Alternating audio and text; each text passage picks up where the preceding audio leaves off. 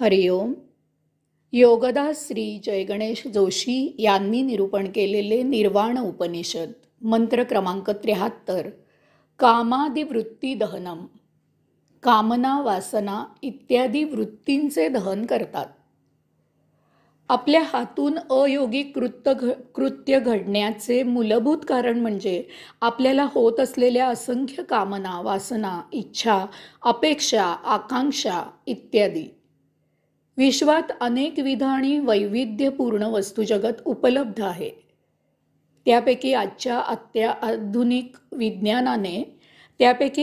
अत्याधुनिक विज्ञानाने केवळ एक परार्धांश वस्तुजगत शोधले असावे की नाही अशी शंकाच आहे.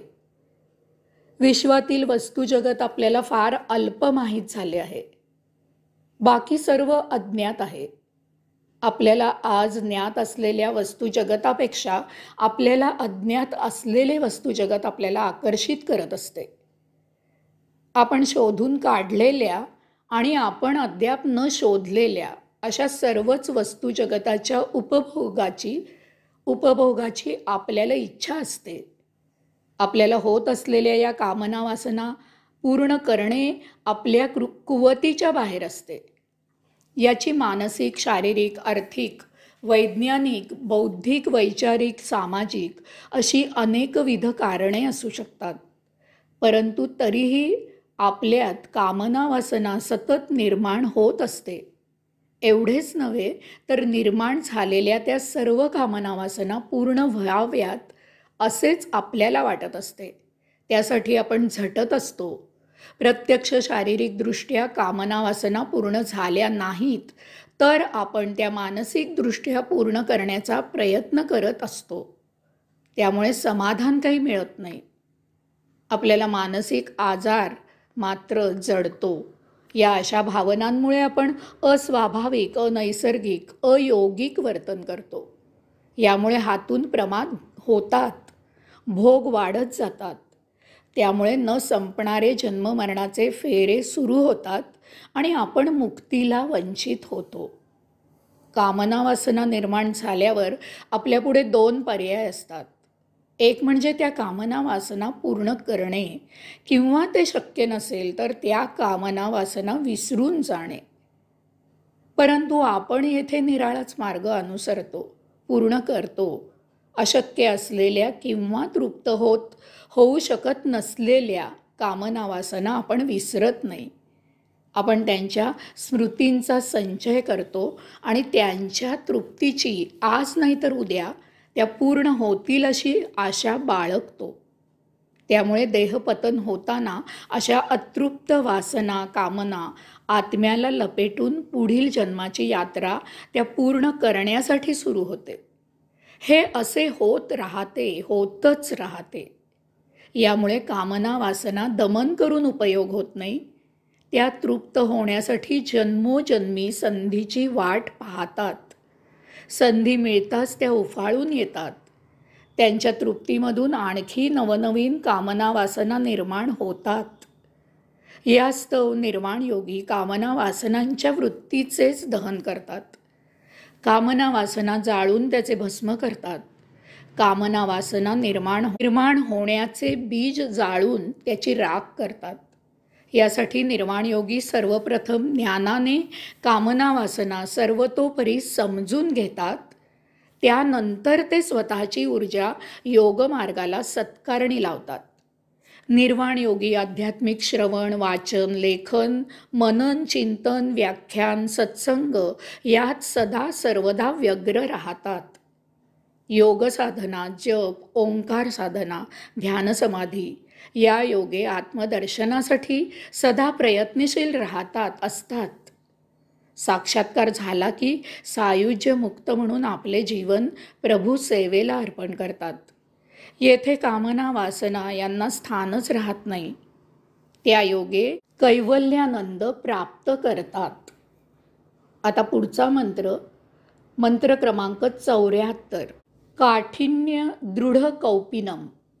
प्रतिकूल परिस्थितीमध्ये दृढता हीच त्यांची सुरक्षा आहे. उपासनेला दृढ चालवावे लागते. साधनेच्या सुरुवातीच्या काळात तर उपासना कधीही आपली आपण सुरू राहत नाही. ती मुद्दाम प्रयत्न करून सुरू ठेवावी लागते. परंतु एकदा का उपासनेची गोडी लागली की त्याची आवडी निर्माण होऊन मग उपासनेशिवाय चैन पडत नाही. ती आपोआप सुरू राहते.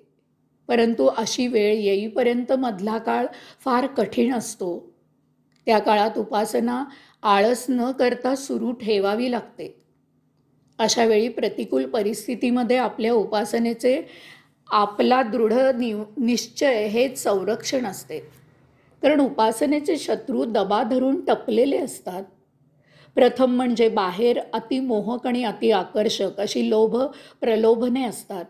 उपासना करणारे बहुतांशी साधक हे संसाराची, बाह्य वस्तू जगताची, भौतिक गोष्टींची चांगली ओळख असलेले असतात. त्यांना या संसाराची चव माहीत असते. अशा परिस्थितीत आता उपासनेमुळे यावर बंधने येतात. अशा वेळी मन म्हणते की कोणी पाहिला योगेश्वर, त्यापेक्षा समोर भोगेश्वर उभा आहे, तो खरा आहे. तेव्हा त्याची कास कशाला सोडा. जे आहे ते या जन्मी उपभोगून घे.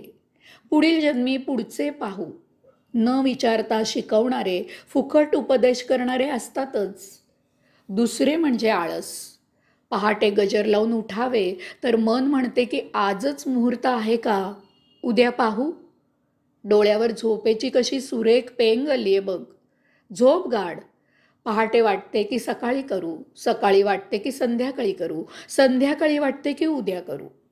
उपासना सुरू करताना वाटते की आठवड्याच्या मध्येच कशाला सुरुवात करा, सोमवारी सुरुवात करू. सोमवारी वाटते की 1 तारखेला करू. 1 तारखेला वाटते की 1 जानेवारीला नववर्षाचा संकल्प म्हणून सुरू करू. 1 जानेवारीला वाटते की आपला पाडवा हा नवीन वर्षाचा पहिला दिवस, त्या दिवशी सुरुवात करू. अशा प्रकारे जीवनाची सायंकाळ होते. तेव्हा परमात्म्याची आठवण येते आणि आपण उपासना वेळेवर का केली नाही याचा पश्चात्ताप होतो. तिसरे म्हणजे अधीरता. किती दिवस उपासना करायची, साक्षात्कार केव्हा होणार. इतके दिवस ध्यान लावतोय, अजून त्या प्रकाशाचा एक किरणही दिसला नाही की असा किरण नाहीच. फसवणूक तर नाही ना. इतके दिवस या उपासनेत आयुष्य वाया तर घालवले नाही ना. यास्तव या जन्मी उपासना करायची आहे आणि साक्षात्कार पुढील जन्मी होणार आहे, अशी समजूत करून घेऊन मगच उपासनेला बसावे. उपासनेत असे कितीतरी अडथळे येतात, ते पार करावे लागतात. उपासनेपासून दूर नेणारी वादळे उठतात. उपासनेला भौतिक सागरात ओढून नेणाऱ्या लाटा येतात. उपासनेला संसारात गडप करणारे भूकंप होतात. अशा वेळी अशा संकटांसमोर उंच चट्टानाप्रमाणे दृढ निश्चयाची भिंत उभी करावी लागते. दृढतेचा संकल्प ढाल म्हणून धरावी लागते. दृढतेच्या अभेद्य खडकावर उपासनेचे स्थिर आसन घालावे लागते. यास्तव ऋषी म्हणतात की उपासनेची दृढता हेच निर्वाण योग्याचे रक्षण असते. हरिओम.